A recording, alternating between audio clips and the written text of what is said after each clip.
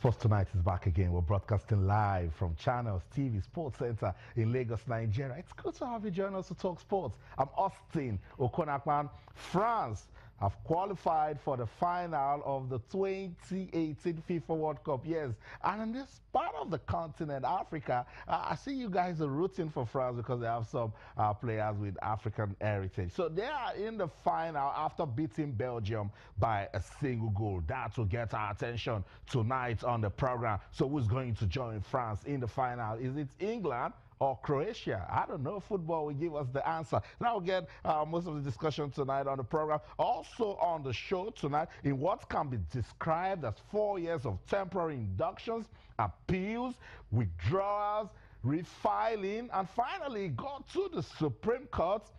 The NFF leadership crisis got back to court today at the High Court in Jos. And then they're beginning to listen again in what can be described as a sensitive issue towards the leadership of the Nigerian Football Federation. The court is adjourned till September the 25th. We have some major talking points that came out of that court proceeding. And of course, our correspondent, Yemi Kosoko, was right there. He'll be joining us later to give us all the lowdown. We'll also listen to the counsel from Christopher Giwa and, of course, Amaju Pidik and the Nigeria Football Federation. That one should get us talking on the show tonight. We will talk about it. But then I've started and I've been asking myself, what's up with Nigerian sports? Crisis in football, crisis in athletics, crisis in basketball. And at some points, other sports such as taekwondo, judo, we also hear of leadership crisis, even in rugby. So what's the problem? Could it be leadership that is really the problem of sports in Nigeria? Let's reflect, sports followers in the country. What is really the problem? When we're getting to see all of this leadership crisis, what's the way out of it? Particularly this fight for the soul of Nigerian football. We'll get to understand it tonight on the program. Also on the show, we're going to try to understand what happened in Abuja. Yes, you found out that the athletics track and field championship that was supposed to be trials for the African Athletics Championship. Athletes protested, and then the competition was stopped. It was stopped. That competition is as old as over 60 years. It was stopped. Now you see why we need to ask questions. The athletes, they say that they don't want Sunday Adeleye. Sunday Adeleye is the athletes representative and also the technical director of the Athletics Federation of Nigeria. So what's going on with athletics in Nigeria? That will get our attention on the show tonight. We also will let you know that Cristiano Ronaldo has said goodbye to Real Madrid. He's going to Juve. Yes, that's where Cristiano Ronaldo is heading. He's not going to PSG. He's going to Juventus. That should get us talking also on the show, and we'll also get to find out how England and Croatia are getting ready for that second semi-final match at the 2018 FIFA World Cup. So much is going down in our world of sports, and I want to do this with you. Come on, let's play for the love of the game. So much is going down. Talk to us on Twitter. We're channels_sports, Facebook channels, sports. You can send us an email, sportstonight@channelstv.com. I want to hear from you. It's leadership really the major problem of sports in Nigeria. I just told you, issues in the Nigeria Football Federation, issues in Nigerian basketball, issues in athletics in Nigeria, issues in rugby. What's going on? Let's find a way out of all of this problem. What's really going on with leadership and administration of sports in the country? Talk to us on Twitter, channels_sports, Facebook channels, sports. You can also send us an email, sportstonight@channelstv.com. All our top stories can be viewed on our website, channelstv.com, and on YouTube /channelsweb. If you log on to m.channelstv.com, you should be able to download the Channels TV app for any of those devices you see right there on your screen. Just log on to m.channelstv.com, download the app, and be part of everything that is going down in our world of sports. So I told you at the start of the program that France, they've qualified for the final of the 2018 FIFA World Cup. How did they do it? They defeated Belgium by a single goal. Let's get into the World Cup vibes when we come back. Cosmos Chukwemeka will be with us. We'll talk about the World Cup. Don't go anywhere. We'll be right back. DJ Deschamps loved it. You saw it was like, oh yes, that pump. We're in the final. Of course, Emmanuel Macron, the president, also loved it, but the French fans will cherish it. And for Samuel Umtiti, that's his third goal for the French national team. It will go down as one of the most important goals that he will score in his career. France have advanced into the final of the 2018 FIFA World Cup. Cosmos Chukwuemeka joins us now. Cosmos, good to have you on Sports Tonight. And it's good to see you again. I mean, you had a nice time at the World Cup. Always watching you right here on Skype and all. And it's nice. It's the World Cup. And, you know, France doing what they did again. Now, let me show you the similarities of what happened. Now, France won the World Cup in 1998. In the semi-finals in 1998, they made Croatia. Croatia first, scored first.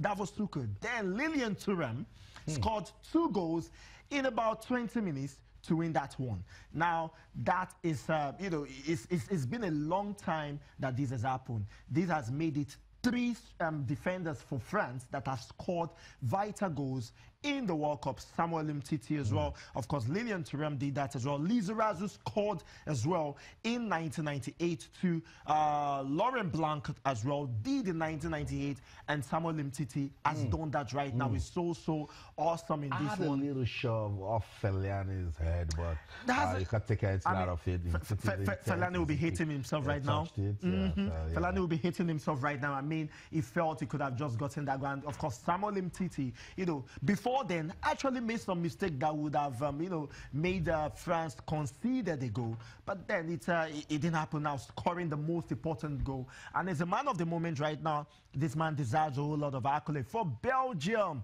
86 again is happening. 1986 when they lost to Argentina in the semi-finals too, is happening again. And but for the golden generation. But look at it closely. Football has been fair at this World Cup. Doesn't take anything away from it that it's been a World Cup of surprises, of upsets. But if you look at the way this Belgian team lost to the French team, you could tell that it was really tight. And the French team, they've shown ambition, they've shown intent from the start of this competition.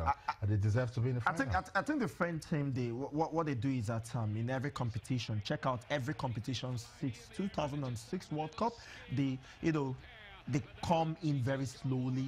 First match, they struggle. After the preliminaries, they struggle. All of the competitions they have been attending, and they just come in driving into the final moment, and that is when they really play well. And it's something that is happening right here. France, first game, you know, they won, of course, very, not comfortably, but and they kept going, I mean, the game of the moment where, of course, they had lots of opportunities, and of course, they saw the challenge was against Argentina, first of all, when that game ended 4-3. I mean, it was a haul of goals. It was a glut of goals. That was it in that one. And of course, in the semi-finals, they came, and the quarterfinals, they came to the element, and against Uruguay, they were able to do that as well. But little mistakes from there and there. I mean, Samuel Umtiti, before he scored this goal, made some sort of mistake that should have made France concede a goal, but then it is there.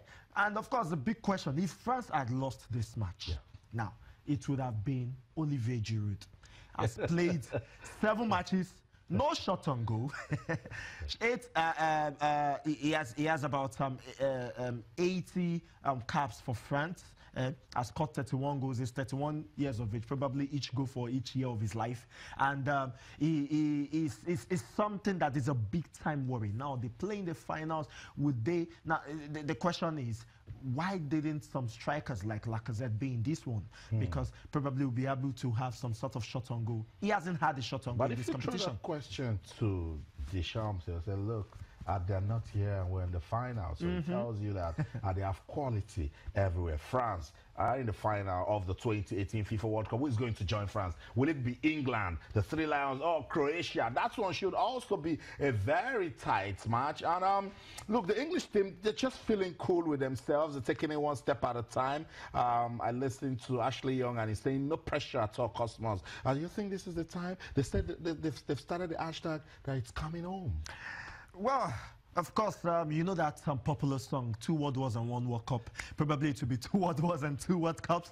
But, of course, everything is like that. They feel that they should be able to take this one. Remember, the last time England were in the semi-finals of the World Cup was Italia 90. Remember that one? They met Germany, and of course they lost on penalties. Paul Gascoigne crying because they felt it was a match that they should have won. And maybe if they had gotten to the finals, they probably might have beaten Argentina in that one. But this time around, you know, they're playing in this Croatia. On paper, you want to fancy England against Croatia, but then against Croatia, a side that has, you know, come out of his element from the first game against Nigeria to the one against Argentina, to Iceland, to every other game they have played in the knockout stages, they have been gradually coming up. And of course, you have to look at the fact that the team is built around a duo of Rakitic and of course Modric. So certainly these players know how to play, they know how to do very well, they know how to, and if this match gets into penalty, of course there's a Subasic there that knows that there's some sort of a penalty. But was it doubt? Is in doubt for this match? I'm sure he's going to play. I'm sure he's going to play. I'm sure he's going to play. But just in case it doesn't, that'll be a big blow to the Croatians. Big time, big blow. And of course, England will want to take a bit of revenge in this one. Remember, qualifiers to Euros 2008. Yes, I can remember Croatia were the ones that didn't allow England to qualify for the competition. I mean, it ended 2-2 in that one also. So England will want to make sure that they pass this Croatia side and get to the finals. And what would, the sort of final that we would expect. I mean, for the past 3 years, we've been having heavyweight finals.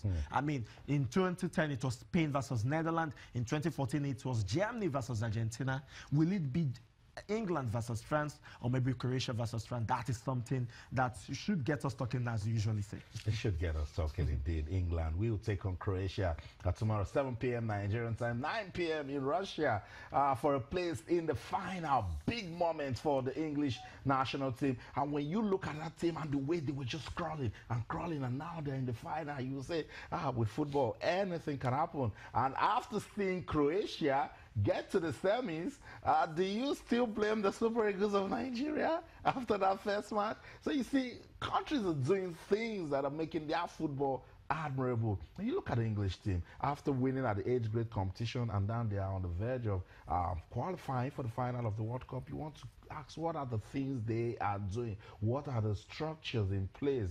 We got out of the World Cup. Countries like Germany and other countries like Portugal, Brazil that didn't do so well at the World Cup, they're going back to see ways they can get better. Yep. Our football is back to the courts. What are we not doing right? I mean, it's time to reflect. Very sad. Yeah. Argentina, for example, have gone past what happened in the World Cup. Now, their coach, Sao Paulo, will be taking an under-20 side for a competition in Spain.